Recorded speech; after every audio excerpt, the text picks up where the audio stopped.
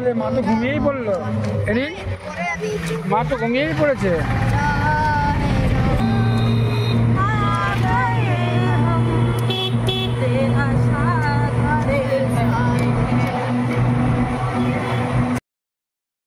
Good morning সবাইকে। সবাই কেমন আছে? আশা করি অনেক অনেক ভালো আছে। তো আমরা আজকে বেরিয়ে পড়ছি বৈদ্যনাথ ধাম বাবা মন্দিরের উদ্দেশ্যে। হঠাৎ প্ল্যান হলো, হঠাৎ প্রোগ্রাম হলো, সব কিছু বন্ধ রেখে আমরা এখন পালাচ্ছি। তো কালকে রাত থেকেই আমরা তোড়জোড় শুরু করেছি, কিন্তু ভিডিও করে উঠতে পারিনি। আর সেকেন্ড হচ্ছে সব কিছু গুছিয়ে নিয়েছি, কি কি গুছিয়েছি, কি কি নিয়েছি আপনাদেরকে রাস্তায় দেখাবো। আর বেশি সময় নেই, একটু সময় নেই। কে ওই আরেকজন দুঃখ মানাচ্ছে, চিন্তা করুন, তার একটা ব্যাগ নিতেই হবে। দেখুন তার জুতোয় লাইট জ্বলছে, ও একটা ব্যাগ নেবে, সিঁড়িতে বসে আছে।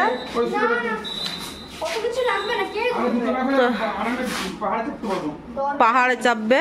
এই যারা একজন সুন্দরী রেডি হয়ে গেছে। হ্যাঁ, আমাদের সবার চুল ভেজা, আর ইনি রেডি হচ্ছে। ম্যাগি বানিয়ে দিয়েছি, এখন তারা এরিন বলছে আমি খেতে পাচ্ছি না, আমার খিদে পাচ্ছে না, এখন এইটা নিয়ে নেবো, ট্রেনে খাইয়ে দেবো। চলো চলো মাম্মা, ব্যাগটা নে। আলমারিতে চাবি দিনি, যদিও বাড়িতে কেউ নেই। চাবিটা এখানেই বাঁ হাতে রেখে দিলাম। কাঁটা চামচটা ব্যাগে ঢুকিয়ে নি, কারণ ইনি আবার কাঁটা চামচ ছাড়া ম্যাগি খায় না। ব্যাস, বিছনা কাঁথা ওঠায়নি। চলো ঠাকুরের নাম করে বেরোই।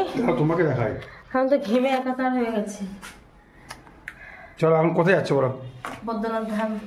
আজ কত বছর, 10 বছর আমাকে টানছে না। আমি অনেকবারই গেছি, কিন্তু 10 বছর ধরে আমি প্ল্যান করছি যাবো যাবো যাবো, কিন্তু আমার আর যাওয়া হয়নি। তো আজকে বাবা মনে হয় ডেকেছে আমাকে, তাই যেতে পারছি। কতবার যে বলছি যাবো যাবো, কিন্তু যাওয়া হচ্ছে না। এই যে ব্যাগ নিয়ে নিয়েছি, ব্যাগটা ভালোই ভারী হয়েছে। আমি লাগিয়ে দিচ্ছি গেট। আমি হ্যাঁ, বলা হয়নি, তখন বাড়িতে নেই।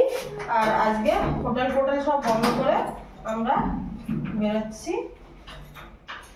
মাম্মা, তোর মোবাইলটা তুই নিয়েছিস? বাবারটা আমি নিলাম। ঠিক আছে। জয় মহাদেব, জয় বোম জয় ভোলেনাথ। বল কি? বম শঙ্কর, বম শঙ্কর।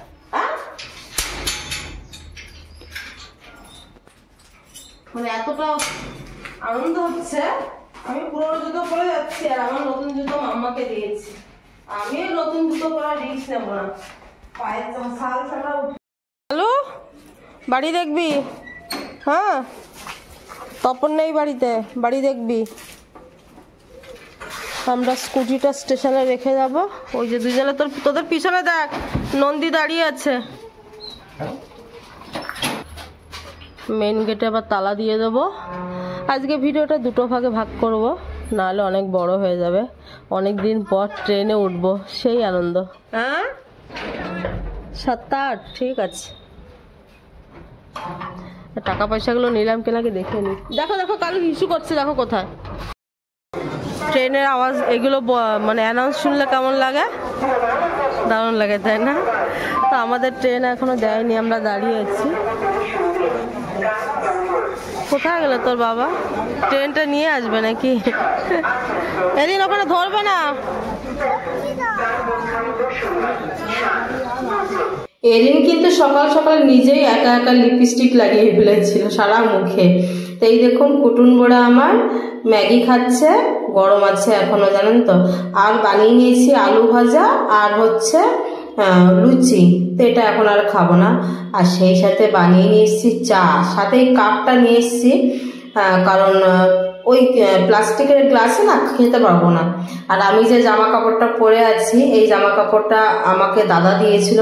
এরকম এই জামা, তারপর আরো একটা জামা, 4টে প্যান্ট, আমার জন্মদিনে দিয়েছিল, সেই সাথে দিয়েছিল 14,000 টাকা। সেটা রাখা আছে। ভাবলাম 14,000 টাকা সেরকম একটা ভালো কিছু হবে না, তো জমিয়ে রেখে দিয়েছি। এই তো কদিন পরে আবার বিবাহবার্ষিকী, আরও কিছু পয়সা যদি পাওয়া যায় ওই আশায়। তা সব নতুন নতুন পরে চান টান করে বেরিয়ে পড়েছি। দেখুন চা খাচ্ছি আমরা। আসানসোল ছাড়িয়ে এবার আমরা চলে এসেছি চিত্তরঞ্জন। তো চলুন আমাদের সাথে থাকুন। দুটি সন্তান আজকে আমি যেভাবে তাদেরকে বিপদের হাত থেকে, বা বলতে পারেন অনেক বড় বিপদের হাত থেকে যেভাবে বাঁচালাম, মানে মাই পারে একমাত্র নিজের জীবনকে উৎসর্গ করে সন্তানকে যে কোনোভাবে সুরক্ষা দিতে বা রাখতে। মানে সেই ঘটনা একটু বড়ই হবে, অবশ্যই বলবো। আমার এখনো ভাবলে গা হাত পা না থরথর করে কাঁপছে।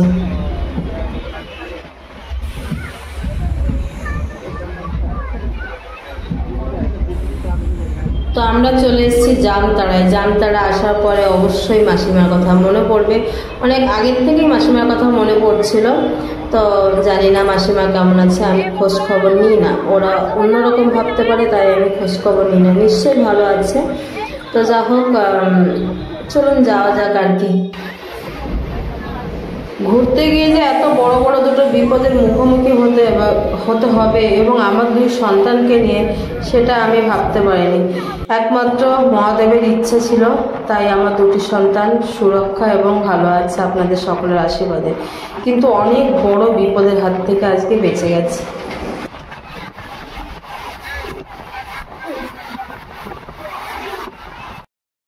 ট্রেনের চা খেতে পারি না বলে 550 টাকা দিয়ে ফ্লাক্স কিনে সে তাতে চা বানিয়ে নিয়ে এসেছি। দেখুন চা খাচ্ছি এখন আমরা সবাই। ট্রেনের চা না একদম খেতে পারি না, খুব অসুবিধা হয়, ভালো লাগে না চাটা কেন জানি। একবার ধসে ধাপাস করে পড়ে যাবে। তো চলুন আমরা চলে এসেছি দেওঘর যশোডি। চা তো আমরা অনেক খেয়ে নিয়েছি। বাপরে, পুরো ট্রেনটা এখন খালি হলো, যা ভিড় ছিল মানে কল্পনার বাইরে। কোথায় গেলি? দাঁড়াবো না, পুরো ট্রেনটা খালি। এবার দেখুন ট্রেনের ওয়াশরুমটা দেখলে, একটা লোক, আমি গেছিলাম ওয়াশরুমে, একটা লোক গেট খুললো দেখে আমি পালিয়েছি। ঢোকা তো দূরে থাক, আমি গেট খুলে বেরিয়েছি দেখে আমি পালিয়েছি। এত ঝাড়খণ্ড, পাটনা, যশোডি, তারপরে এইসবের ট্রেনগুলো, ঝাঁঝা মাঝার ট্রেনগুলো খুব নোংরা হয়, মানে বাথরুমের সামনে সব শুয়ে বসে আছে। তো চলুন এবার দেওঘর যাই, বাবাধাম যাই।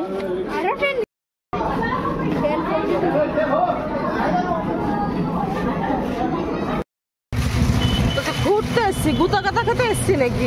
অটো ভাড়া রিজার্ভ করেই যাব, শুয়ে বসে যাবো। ওখানে শুয়ে পড়ো, অটোতে শুয়ে পড়ো, অনেক জায়গা।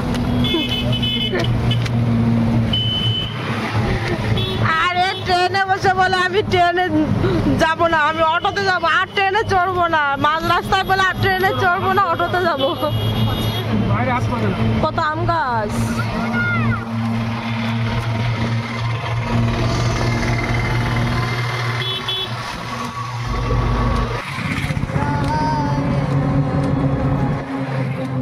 কি ব্যাপারে? মা তো ঘুমিয়েই পড়লো। মা তো ঘুমিয়েই পড়েছে। এখনই যদি অসুস্থ হয়ে পড়ে তাহলে তো গেছে, ঘুম ভেঙে গেছে, ঘুম ভেঙে গেছে। কপাল আমার, এখনো দেরি আছে পৌঁছাতে, তার আগে ঘুমিয়ে দিলে।